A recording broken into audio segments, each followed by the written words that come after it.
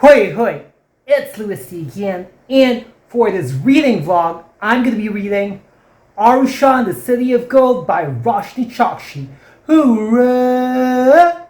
So, it's been a while since I read using a physical copy of a book, and I wasn't really expecting to be reading the next book in the Pandava series anytime soon. This is the fourth book in the series, but y'all know the heavens, the fate chart decided. So I'm going to be reading this one then. And honestly, I like it in a way that I'm moving forward with some of the series that I'm in the middle of. If you've watched my book series, I'm in the middle of like the third one, which is kind of like a check-in of the book series that I'm in the middle of. You know, I'm really happy when I'm making progress with my book series. So finally, I'm going to be having some progress. And let us begin reading this one. I'm so excited, y'all!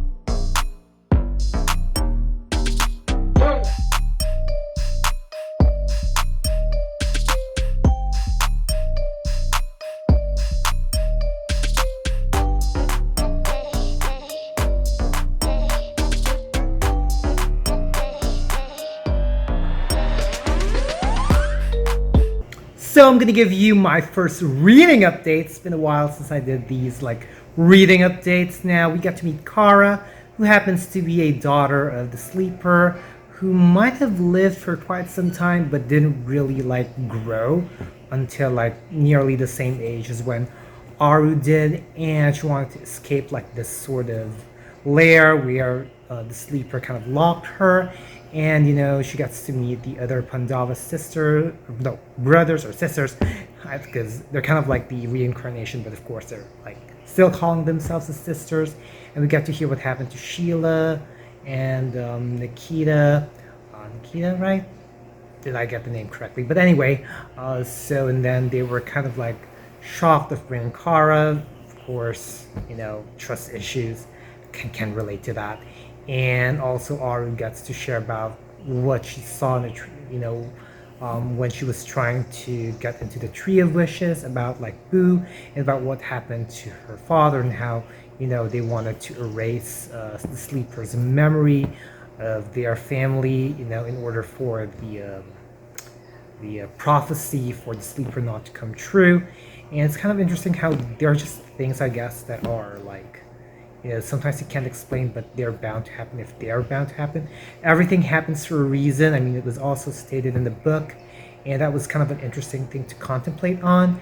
And like with Aru's mom, like the "I love you" part, that was really cute by Aiden. That was really cute. And I like the fact that the book talked about like these parts that I've read dealt with trust, which is very important in like any kind of relationship. I can relate to that. Trust.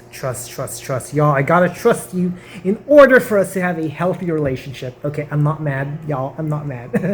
I'm just saying. And yeah, I kind of like also in this early part where there was a mention of Sal and Gabby.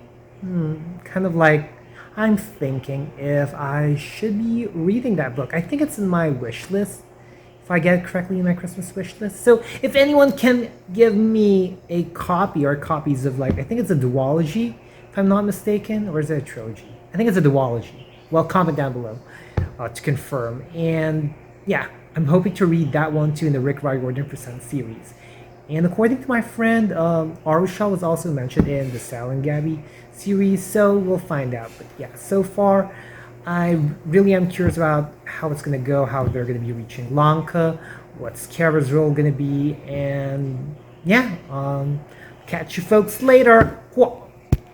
I didn't know that the word robot came from a Czech word called robota, which means like forced labor.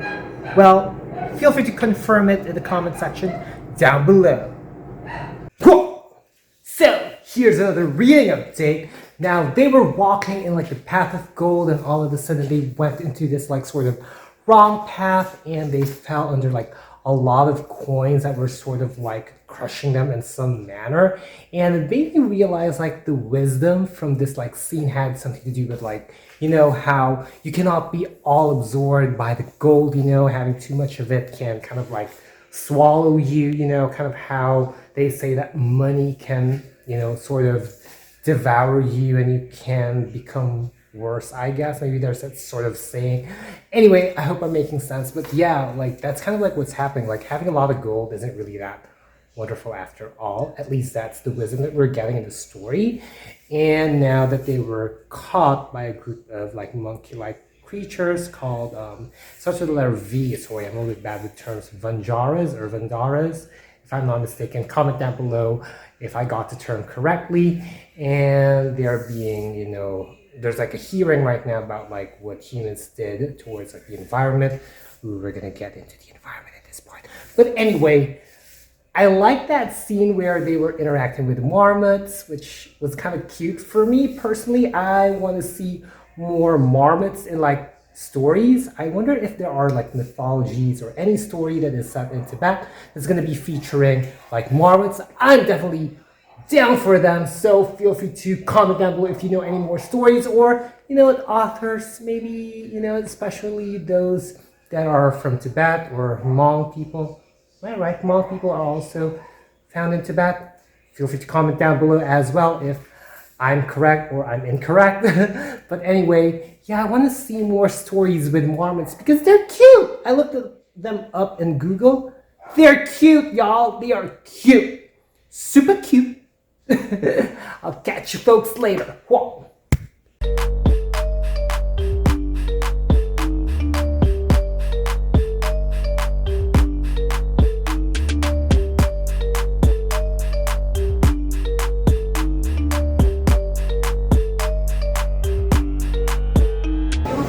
Hello, so I'm with Hinin po siya. Tapos alam mo, pogi-pogi.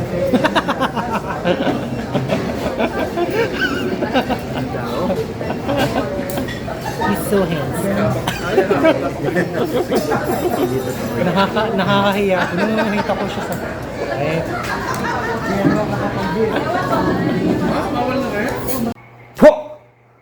Here's another reading update. So I like the fact that, you know, throughout the Pandava series, we get like a mixture of like comedic or like funny scenes, like there's comedy in the story, and at the same time there's like very important wisdom like that comes with it. Like there are some scenes that I would giggle and I would like laugh in a bit, and then all of a sudden they're gonna start talking about things where it's gonna make you contemplate. I like the fact where, you know, when they mentioned about the sleeper not being too bad, as well as like Boo being not so great after all, so whose side are you gonna end? And the only one that you're gonna like side would be yourself. I don't know why I feel like that lately, like in my life, wherein I feel like I meet people and I don't really know who am I gonna trust.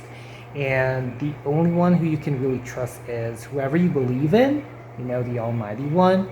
And also yourself, you know, it's like you're the only one that you can really trust. You have to believe in yourself, and that's what I kind of got when I was reading those passages. Comment down below what you folks would think about it if you folks were like reading, you know, especially Aru Shah and the City of Gold. And honestly, I'm liking it so far. I like the journeys, you know, I find the quests, the events, you know, much more intense, like the way that the events were synthesized, you know, they were pretty intense. And I really like Bryn's characterization, you know, in this novel, because, you know, usually, like I said, I'm not really a character type kind of person. To me, it's like I don't have to like gush over characters in order for me to like really love a book, but like I guess it's more of like the way the characterization like is applied in order to make the narrative like, or the plot, you know, the events like stronger. And I like the way her bravery was like shown, like she is very gutsy, like she just goes for it. And like how like towards this situation in their first part of their quest, their first trial, like she was like you know, regardless whether she had this sort of fear of like failing, she still went for it. So that's a great characterization. The way that it was synthesized, it was awesome. So I'm almost at page 200, and I will catch folks later. Pardon me if this is a little bit shaky, okay? So catch you all folks later. Whoa.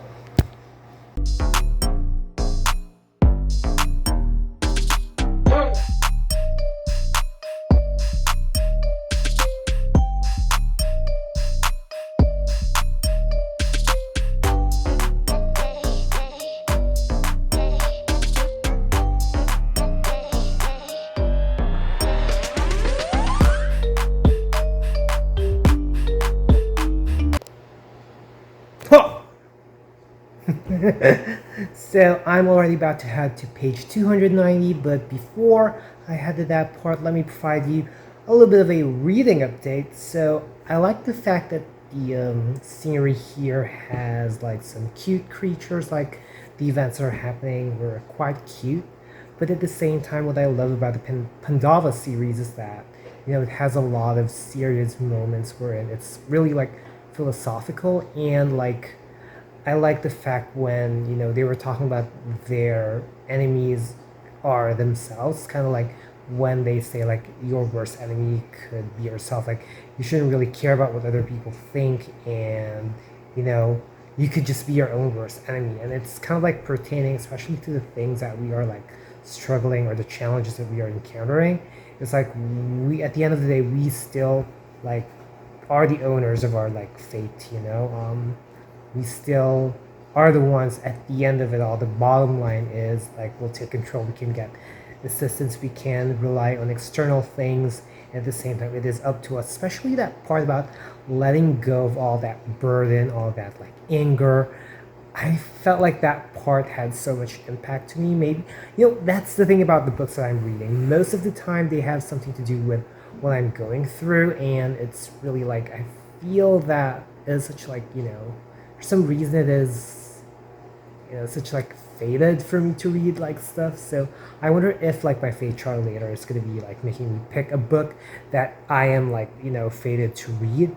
And yeah, that scene about like the other goddess or god that they met, you know, we get to see also Aiden's wisdom in the next like pages, which was really wonderful. We usually hear many, you know, saying like intelligent stuff, and it's good to see like, you know, Aiden being able to speak something that's not only wise but also kind. So it's a pretty great narrative. And also personally for me, I mean, I appreciate stories when like it's the flow is like so seamless, like every challenge you're like yeah yeah yeah, like they're hitting it, they're like, you know, but like sometimes like, and I should say like in some other stories wherein like they still go through like more challenges in order for them to like reach success, like, you know, I'm actually appreciative of it. Like I actually appreciate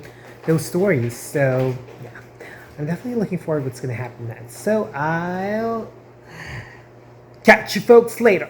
Whoa. Whoa. I'm telling y'all, the events are getting more and more intense.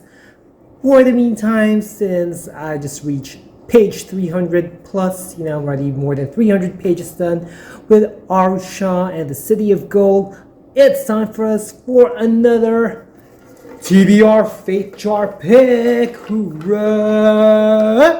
So I'm gonna be picking my next read. So I'm looking at the camera right now and I'm shuffling this one. Okay, so here's the jar. I'm gonna put it in front of y'all. Hopefully you can see that. Hopefully it doesn't fall. And I'm looking at the camera. Looking at the camera. I think I'm gonna go with something like this. Ooh.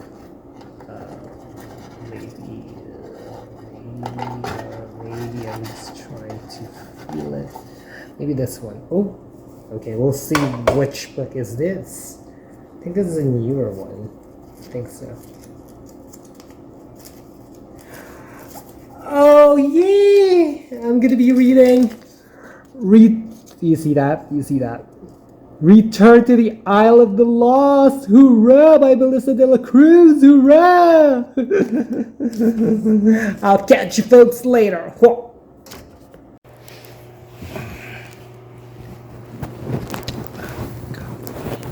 Ooh, this is gonna be like, I want to include this. I want to include like the rawness of me setting up the camera of my phone to give you a bit of a reading update, y'all. I just want to keep this like something that I don't usually do in my reading notes.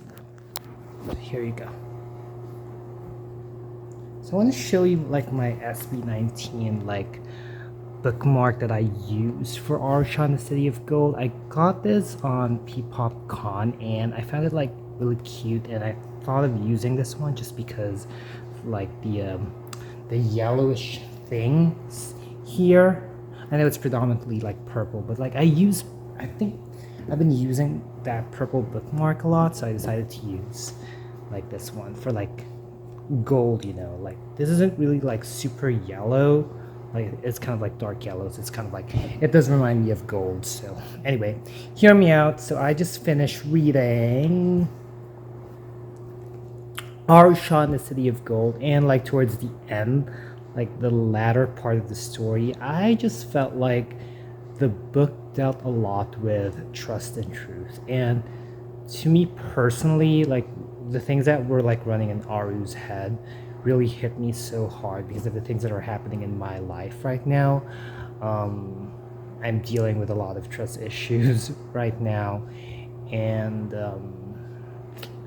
you know, about like feeling betrayal and all that stuff, and it really hits me hard, like, you know, yeah. So I feel that that's like the intention of like the last parts, and that's what's gonna make you contemplate about like, you know, trusting and all that stuff. Like a part of me, like, I also like the part where, you know, Aru felt sorry for like everyone, basically. Like she was really mad, and kind of like her process of like letting go of that anger and turning that into dust is like, you know, transforming that to feeling sorry for them. And I wonder, like personally for me, if in my life I was gonna, you know, feel that way. Oh my gosh, like, okay, some soap hours, I guess. But anyway, it's kind of like late at night already here in the Philippines when I'm filming it, so I guess maybe it's appropriate for me to do so.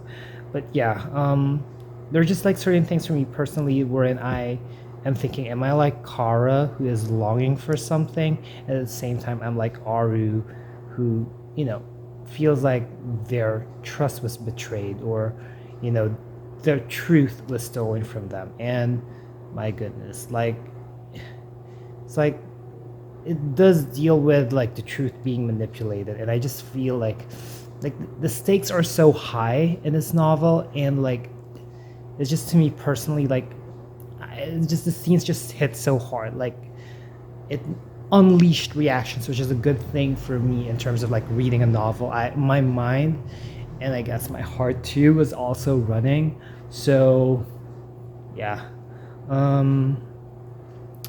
but I like the fact where there was like some parts wherein they were being empowered, like they are more than their weapons. And I like the part where they were talking about hope, wherein hope is something that you look forward.